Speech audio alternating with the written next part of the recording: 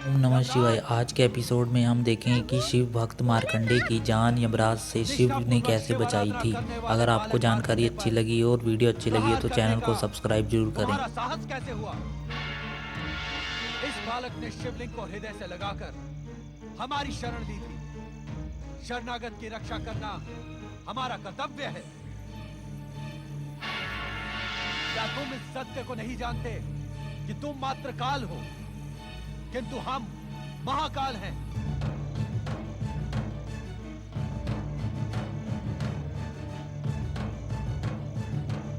हमारी निष्ठा और भक्ति की चरम सीमा पर पहुंचा ये बालक मार्कंडे शिव कृपा से अवध्य हो गया है। हे शिव शंकर, हे महाकाल, हे भोलेनाथ, मैं तो मृत्यु के अटल नियम का पालन कर रहा था। विधाता के विधानानुसार इस बालक की आयु समाप्त हुई। यदि मैं नियंता द्वारा निर्धारित समय पर आकर प्राण न हरता तो आप हमें कर्म विमुख होने का दंड ना देते। अवश्य देते, किंतु शिवलिंग से निकली ज्वालाओं से आहत यमदूत तथा स्वयं तुम्हारे यमपाश के टूटने पर तुम्हें बालक मार्कंडे की परम भक्ति से उत्पन्न परम शक्ति का ज्ञान क्यों नहीं हुआ?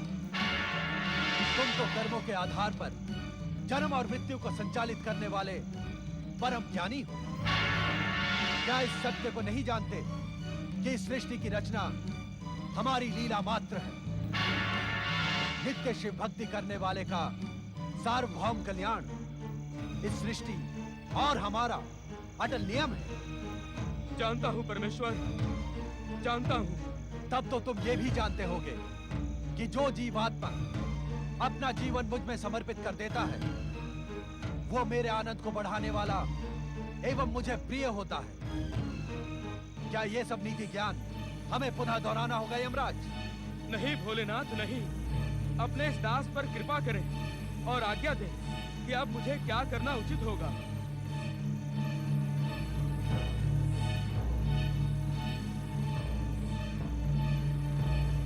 यमराज, मार्कंडे के माता पिता के पुण्य प्रभाव एवं जन्म से ही शिव निष्ठा के कारण अब यह बालक अल्पायु रहा ही नहीं। इसकी अल्पायु का अभिशाप समाप्त हो गया।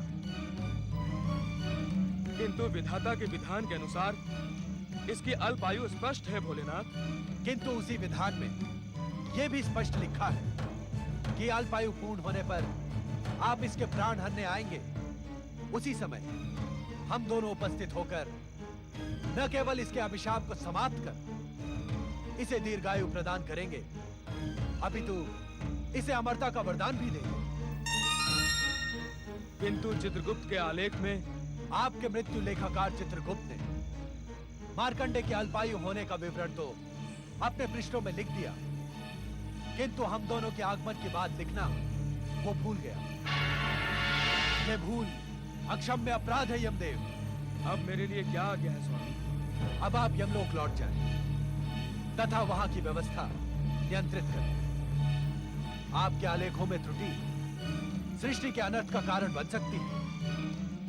हमें विश्वास है कि भविष्य में कभी आप कर्म विमुख नहीं होंगे। इस उद्दंडता के लिए मुझे क्षमा करें भोलेनाथ। भविष्य में ऐसा कभी नहीं होगा। प्रणाम भोलेनाथ। प्रणाम माता पार्वती। प्रणाम परम शिव भक्त मार्कंडे।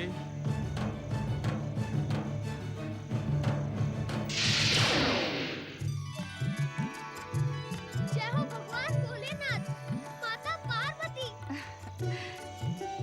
पुत्र मार्कंडेय, तुम शिव कृपा के साथ ही साथ मेरे स्नेह के भी पात्र हो। इस क्षण से तुम मेरे लिए गणेश व कार्तिकेय के समान प्रिय हो। मैं तुम्हें अपने पुत्रों के समान ही अटूट स्नेह एवं सिद्धियां प्रदान करूंगी। जय भोलेनाथ। जय माता पार्वती, जय शक्ति माता पार्वती, जय सर्वेश्वर महादेव जी। हम अज्ञानियों को क्षमा करें। हमने आपकी कृपा पर संदेह किया और मार्कंडेय के अल्पायु के भय से अपनी भक्ति को पूर्ण रूप से आपके श्री चरणों में समर्पित नहीं किया। कृपा निधान, आपकी कृपा अपरंपार है।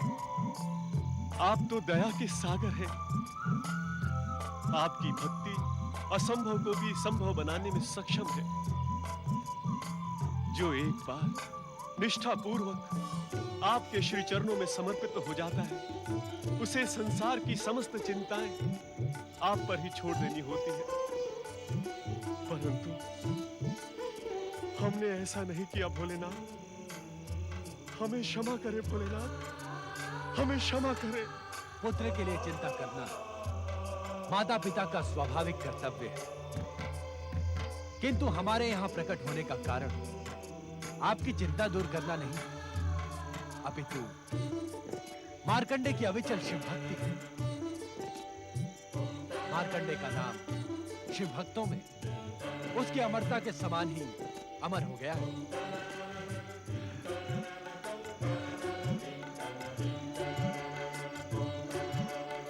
पुत्र मार्कंडेय, तुम मेरी विशेष कृपा के अधिकारी बन गए हो। माता, आपके चरणों में एक विनम्र निवेदन प्रस्तुत करने का इच्छुक हूँ माता। अवश्य पुत्र। माता, दुष्ट दैत्यों का अंत करने वाली आपके शक्ति स्वरूप की कथा मुझे बहुत प्रिय है माता। शांत क्यों हो गए मार्कंडेय? अपनी इच्छा निसंकोच कहो। यदि आप दोनों का आशीर्वाद हो तो मैं माता की दया, माया और शक्ति स्वरूप का वर्णन एक ग्रंथ के रूप में लोक कल्याण के उद्देश्य से करने का इच्छुक हूँ। तुम्हारी कल्पना एवं इच्छा अत्यंत सुंदर है पुत्र मार्कंडेय। इसे साकार करने के लिए हम तुम्हें आशीर्वाद देते हैं कि तुम्हारे द्वारा रचित ग्रंथ न केवल मार्कंडे पुराण के रूप में जगत विख्यात होगा, अपितु आने वाले भविष्य में शक्ति स्वरूपा दुर्गा के भक्तों की भक्ति एवं प्रेरणा का स्रोत बनेगा। पुत्र मार्कंडेय, भविष्य में तुम्हारे द्वारा रचित मार्कंडेय पुराण का मनन, पाठन एवं श्रवण करने वाला व्यक्ति मेरी विशेष कृपा का अधिकारी एवं मेरा परम भक्त कहलाएगा।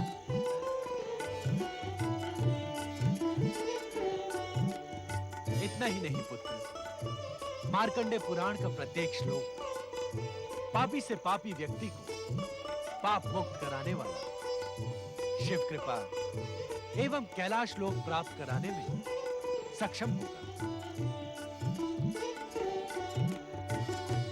हाँ भोलेनाथ, माता पार्वती, आप दोनों के आशीर्वाद को आदेश समझकर मैं इसका पालन करूंगा। तुम अपने प्रत्येक अनुष्ठान में सफल हो पुत्र। भगवान भोलेनाथ एवं माता पार्वती की जय।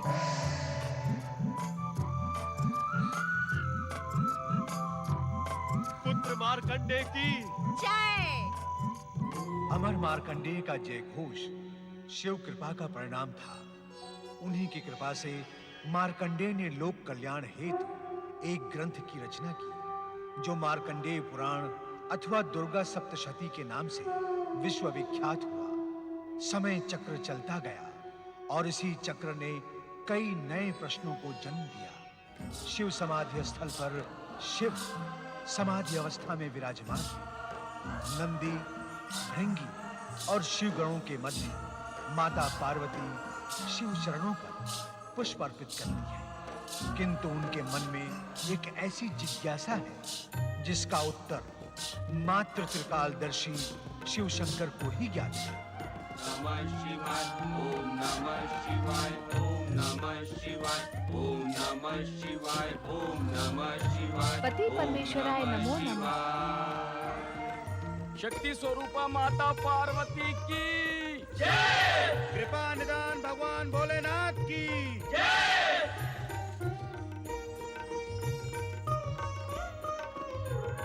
देवी पार्वती, आप हमसे कुछ कहें या न कहें, आपके मनमोहक अति सुंदर दोनों नयन ये स्पष्ट बता रहे हैं कि विगत रात्रि से आप हमसे पूछे जाने वाले एक प्रश्न को लेकर व्यग्र हैं।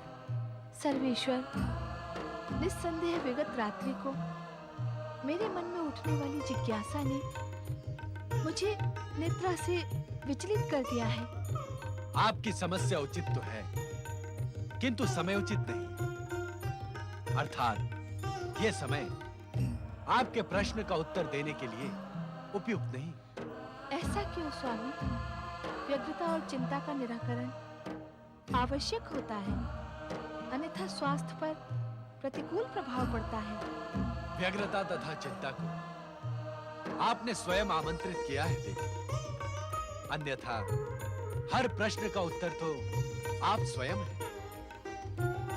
व्यग्रता एवं चिंता का जिस दिन अपने अस्तित्व से मोह समाप्त हो जाएगा, उस दिन वो आपके स्वास्थ्य पर प्रभाव डालने का प्रयास करेंगे।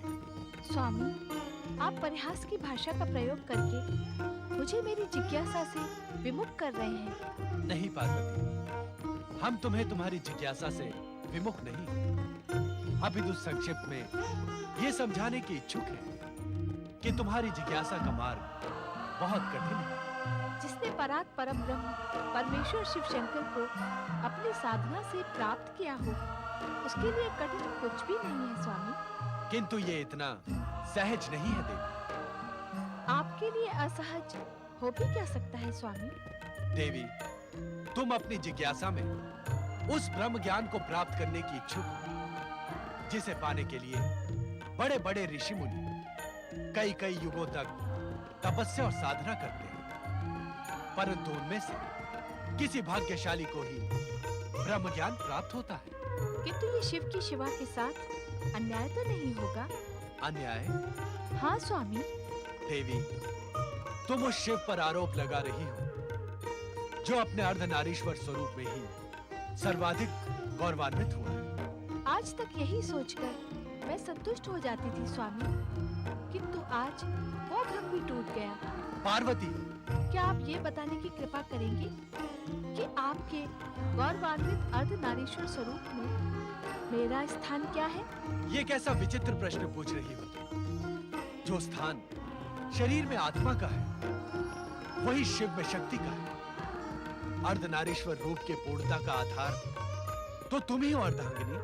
आपने अर्धनारीश्वर स्वरूप धारण क्यों किया था? तुम्हारे ही प्रश्न का उत्तर देने के लिए, संसार के पुरुष समाज को यह बताने के लिए कि नारी पुरुष की दासी नहीं, अपितु पूरक है, समकक्ष है।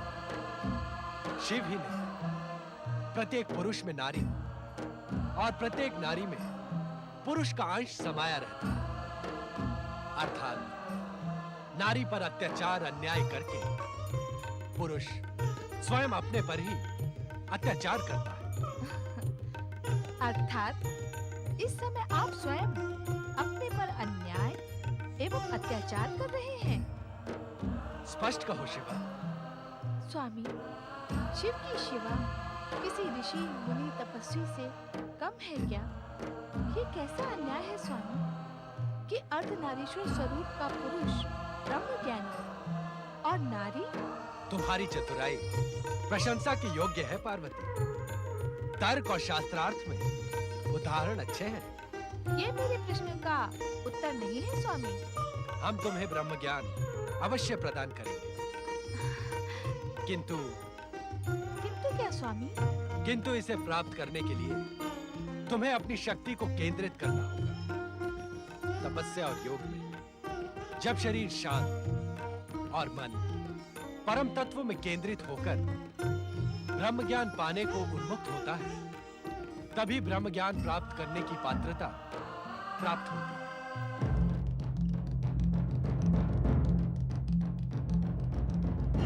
देवी, ऐसा प्रतीत होता है कि हमारा उत्तर सुनकर आप दुविधा में पड़ गई, इसीलिए आपने कोई तर्क प्रस्तुत नहीं किया। ओम नमः शिवाय। प्रणाम माता, प्रणाम भोलेनाथ। माता, क्या आपका ये सेवक आपकी खिन्नता का कारण जान सकता है?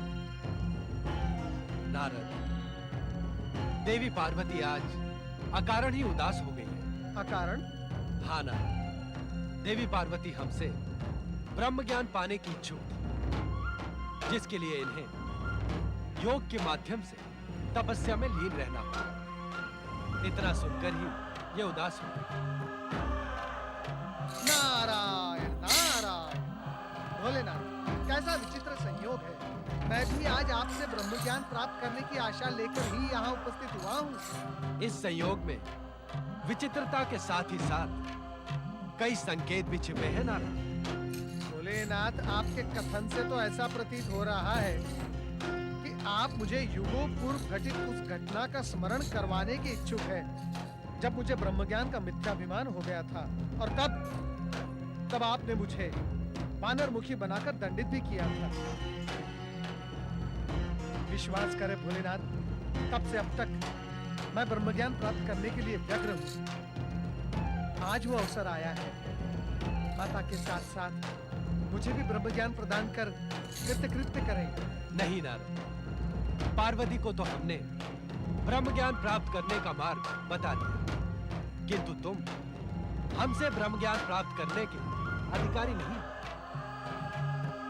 आपसे ब्रह्मज्ञान प्राप्त करने का मुझे अधिकार नहीं? ऐसा क्यों भोलेनाथ? गुरु बिना ज्ञान नहीं ना। अपने गुरु को छोड़कर जो व्यक्ति अन्य किसी से ज्ञान प्राप्त करने का इच्छुक होता है, वो अपने गुरु का अपमान तो करता ही, साथ ही अपने लिए ज्ञान प्राप्त करने की पात्रता भी खो देता। और इस सत्य को तुम भली भांति जानते हो। भोलेनाथ, नारद, ब्रह्म ज्ञान की प्राप्ति के लिए तुम अपने परम ज्ञानी गुरु बृहस्पति की शरण में जाओ। गुरु बृहस्पति?